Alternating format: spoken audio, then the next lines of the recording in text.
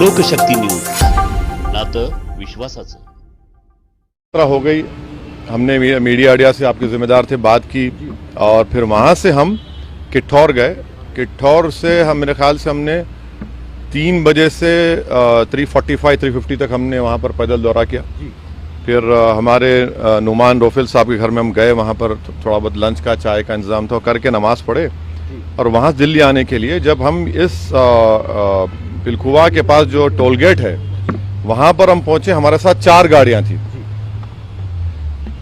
हमारी गाड़ी के सामने हाजी साहब की टाटा सफारी थी जो पीछे आपके, और हमारी गाड़ी के पीछे और 2 फॉर्च्यूनर थे।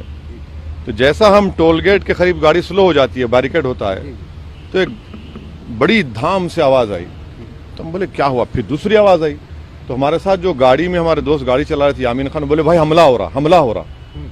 तो हमारी गाड़ी से उन्होंने बड़ी क्विक थिंकिंग से इस गाड़ी को पुश किया, ये सफारी को, और वहां से निकले। फिर और एक आवाज़ आई, जब हम निकल रहे थे एक और आवाज़ आई। तो मेरे ख्याल से 3 से 4 राउंड की फायरिंग हुई। हमारी गाड़ी के लेफ्ट साइड के ऊपर 2 होल्स के निशान है, एक गोली शायद, और एक निशान है लेफ्ट साइड मडगार्ड के ऊपर। हम जब गाड़ी से आगे बढ़े तो हमारा, क्योंकि हमारी गाड़ी से गाड़ी को हमने पुश किया, मारा, राइट साइड का टायर पंक्चर हो गया। फिर वहाँ एक फ्लाईओवर है, वहाँ पर गाड़ी रोककर हम इस गाड़ी में बैठ गए और दिल्ली को आगे, क्योंकि हमको लगा कि रेकी कर रहे थे, फॉलो कर रहे थे हमको। हमारे जब ये हमला हो रहा था, हमारे पीछे जो फॉर्च्यूनर थी जिसमें हमारे एक्स मेयर माजिद थे, उसके ड्राइवर ने एक शूटर पर गाड़ी चढ़ा दी एक पर। जो रेड हुडी पहना था, 2 लोग थे, रेड हुडी पहना था, एक व्हाइट जैकेट। तो जो रेड हुडी पहना हुआ था उसके ऊपर गाड़ी चलाई, उसके पैर पर चलाई, वो गिरा। तो जो व्हाइट जैकेट पहना था वो उल्टा उन 2 फॉर्च्यूनर पर गोली चलाया। तो अब हमारी थोड़ी देर पहले एडिशनल एसपी वहाँ से जो हैं जिम्मेदार, उनसे बात की। उन्होंने कहा कि हाँ सर, आर्म्स जो इस्तेमाल है वो भी मिला, हथियार भी मिला, और एक शूटर पकड़ा भी गया। तो हमारी इलेक्शन कमीशन ऑफ इंडिया से ये गुजारिश है कि इसकी इंडिपेंडेंट जांच करवाई जाए, और ये कौन है लोग, किसका दिमाग है इसके पीछे, और आखिर क्यों ये हमला हुआ, किसने ये कॉन्स्पिरेसी की, ये जानना बेहद ज़रूरी है। और सुनिए, और हम स्टेट गवर्नमेंट और मोदी गवर्नमेंट दोनों से ये कह रहे हैं कि ये इनकी जिम्मेदारी है कि वो इंडिपेंडेंट जांच करवाएं, और इसके पीछे दिमाग किसका है। आखिर ऐसे कैसे हो सकता है कि टोल गेट के ऊपर ये लोग 4-4 राउंड फायरिंग एक सिटिंग एमपी के ऊपर करते हैं। हम तो अल्हम्दुलिल्लाह कुछ नहीं हुआ, हमको खैरियत से हैं, मगर अल्लाह बचाना जब चाहता है तो कोई कुछ नहीं कर सकता।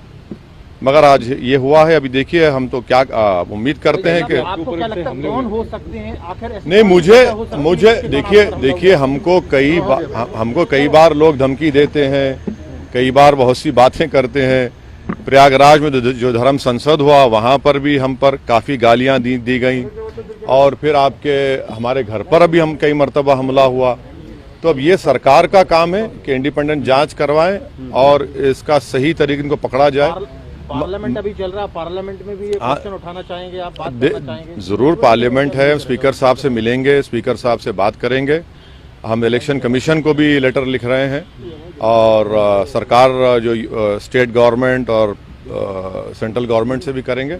मगर अल्हम्दुलिल्लाह अल्लाह करम है, खैरियत से। ये ना सिर्फ कंडेमनेबल है, बल्कि तो सबको सोचना पड़ेगा कि आखिर ये कौन लोग हैं जो इतनी हिम्मत करके गोली भी चला रहे हैं और ये सब हरकतें कर रहे हैं। सर, इलेक्शन से ठीक पहले ये सब क्या दर्शाता है? हाँ, इलेक्शन से ठीक अब नहीं मालूम मुझे। अगर ये लोग, ये मारने वाले अगर ये समझ रहे हैं कि हम पीछे हट जाएंगे, हम डर जाएंगे, हम शुरू दिन से कह रहे हैं कि जब तक हमको अल्लाह जिंदा रखेगा हम जिंदा रहेंगे, जिस दिन हमारा वक्त आएगा हम चले जाएंगे। मगर इस तरह के बुज़दिली की हरकतों से, इस तरह से गोली चलाने से हमारे ना हौसले और हिम्मत में कमी आएगी, बल्कि इंशाल्लाह और हौसले हिम्मत बढ़ेगी। और हमारा मानना है कि जब अल्लाह बचाना चाहता है, मगर ये कौन ताकतें हैं और कैसे उत्तर प्रदेश में ये इस तरह की हरकत हो रही है, ये तो जनता को भी देखना है।